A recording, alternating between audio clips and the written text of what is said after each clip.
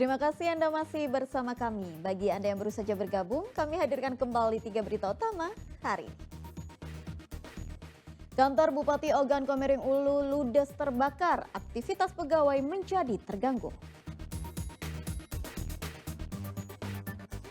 Memiliki 4 pucuk senjata api dan ratusan butir peluru tajam tanpa izin, seorang oknum aparatur sipil negara diringkus polisi.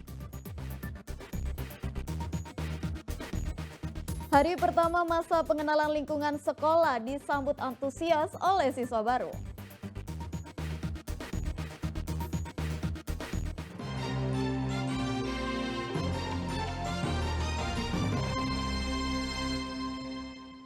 Seorang oknum aparatur sipil negara diringkus petugas Subdit 3 Jatanras Polda Sumatera Selatan. Ia ditangkap polisi karena memiliki 4 pucuk senjata api pabrikan beserta ratusan butir peluru tajam ilegal.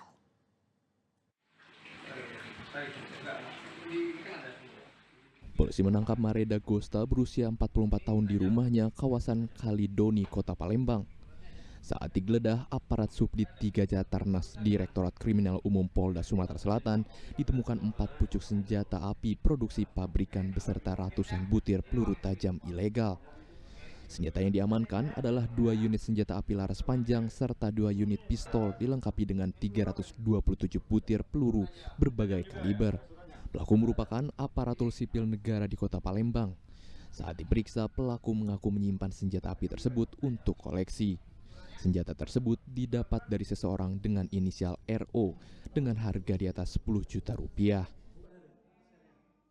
Kemudian 1 pucuk senjata api laras pendek jenis Glock kaliber 32. Kemudian 1 pucuk senjata api jenis pistol warna silver merek Walter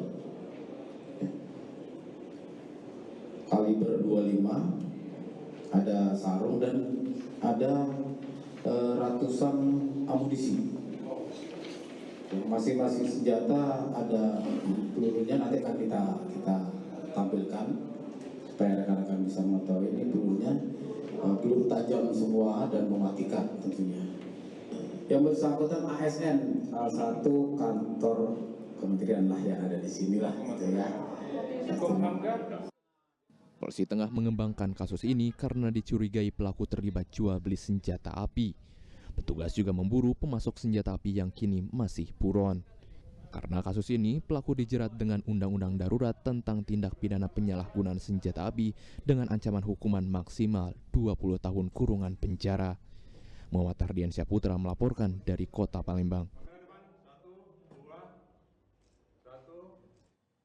Masih mengenai kepemilikan senjata api ilegal, polisi meringkus 2 orang karena memiliki senjata api secara ilegal. Polisi menghimbau masyarakat yang masih memiliki senjata api ilegal untuk segera menyerahkannya kepada pihak kepolisian terdekat. Polisi pun menjamin tidak ada proses hukum.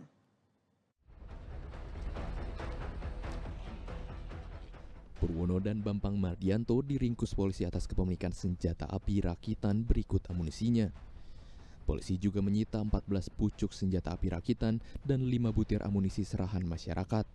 Tersangka dan barang bukti senjata api rakitan yang dihadirkan polisi ini merupakan hasil operasi Senpi Musi 2024. Operasi Senpi Sikat Musi yang digelar selama 16 hari mulai dari tanggal 26 Juni hingga 11 Juli 2024 oleh jajaran Polres Oku Timur. Operasi Senpi Musi bertujuan memberantas kepemilikan senjata api legal di wilayah Sumatera Selatan termasuk Oku Timur. 1 pucuk Senpi rakitan laras pendek berbentuk revolver dengan 5 butir amunisi kaliber 9 mm. Kemudian 1 pucuk Senpi rakitan laras pendek berbentuk revolver dengan 2 butir amunisi kaliber 38 mm.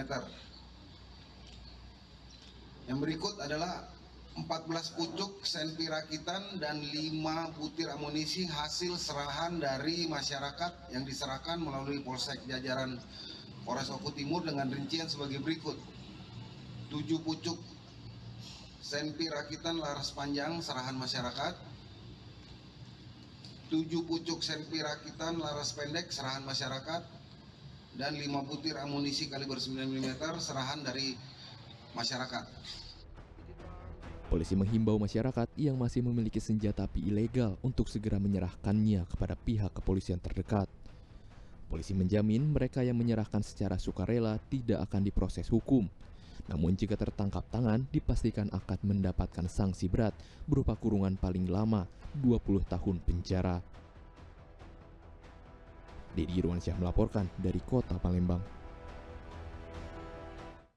Sepasang suami istri di Kota Palembang mengaku telah menjadi korban penipuan jual beli tanah oleh kerabatnya sendiri. Akibatnya korban pun menderita kerugian sebesar 10 juta rupiah. Korban yang tidak terima lalu melaporkan kasus ini kepada pihak kepolisian.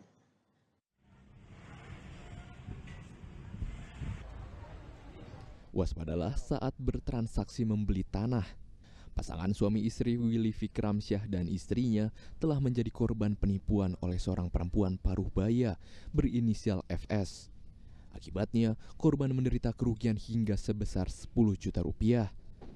Peristiwa ini bermula saat FS menawarkan sebidang tanah dengan seluas 300 meter persegi di kawasan Kolidoni. Peristiwa ini bermula saat FS menawarkan sebidang tanah dengan seluas 300 meter persegi di kawasan Kalidoni, Palembang seharga 30 juta rupiah. Korban yang tertarik lalu membayar uang muka sebesar 10 juta rupiah. Kecurigaan korban pun mulai muncul saat FS mendesak dirinya untuk melunasi semua uang penjualan tanah. Benar saja, kecurigaan korban akhirnya terbukti setelah diketahui tanah tersebut bukanlah milik FS melainkan milik warga setempat.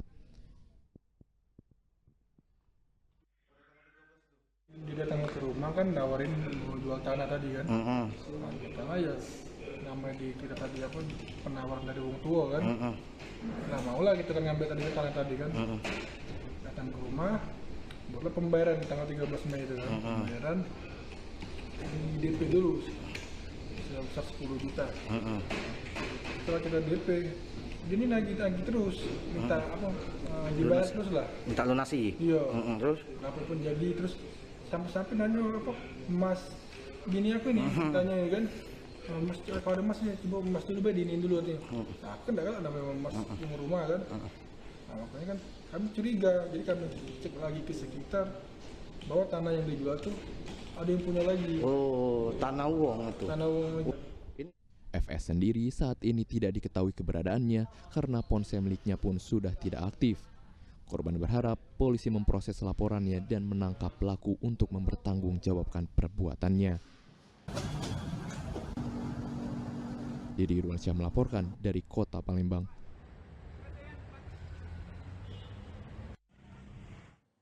Hari pertama masa pengenalan lingkungan sekolah disambut antusias oleh siswa SMP Negeri 1 Martapura. Kegiatan di SMP Negeri 1 Martapura ini diawali dengan pelepasan balon ke udara dan penyembatan tanda kepada siswa baru. Kemeriahan pelepasan balon ini bagian dari penyambutan siswa baru sebelum memulai proses belajar mengajar di SMP 1 Martapura. Kegiatan masa pengenalan lingkungan sekolah kali ini akan digelar selama 3 hari yang dimulai dari tanggal 15 Juli dan berakhir di tanggal 17 Juli 2024. MPLS dilaksanakan tidak sekedar mengenalkan lingkungan sekolah, namun juga bertujuan untuk mengenali potensi diri dari siswa baru. MPLS sesuai dengan apa yang ada di Permendikbud 18 tahun 2016 ya memiliki tujuan yaitu menggali potensi siswa. Pihak sekolah memiliki kepentingan terhadap potensi siswa itu untuk dikembangkan selama proses pembelajaran yang ada di sekolah. Kemudian juga tentunya MPLS ini dibutuhkan untuk siswa beradaptasi dengan lingkungan sekolah, baik berkenaan dengan aspek keamanan, sarana prasarana, dan aspek lainnya yang ada di lingkungan sekolah. MPLS atau masa pengenalan lingkungan sekolah di SMP Negeri 1 Martapura dilaksanakan dari tanggal 15 sampai dengan 17. Dan materi yang akan disampaikan berkaitan dengan yang pertama adalah bagaimana pembelajaran yang efektif dan menyenangkan. Kemudian yang kedua, bagaimana dengan menjauhi anti-bullying. Kemudian yang ketiga juga bagaimana peserta didik baru mengenali lingkungan sekolah ataupun sarana prasarana yang ada di sekolah di SMP Negeri 1 ini. Juga bagaimana mereka bersosialisasi dan beradaptasi dengan teman-teman yang lain di SMP Negeri 1 Martapura. Kegiatan pengenalan lingkungan ini dimulai sebelum memulai rangkaian jadwal belajar yang padat. Diharapkan membantu siswa baru beradaptasi serta menumbuhkan motivasi dan semangat. Dedi Indonesia melaporkan dari Kabupaten Ogan Komering Ulu Timur.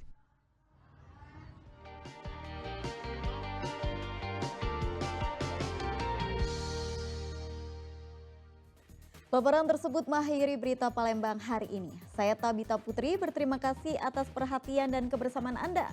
Selamat beraktivitas dan sampai jumpa.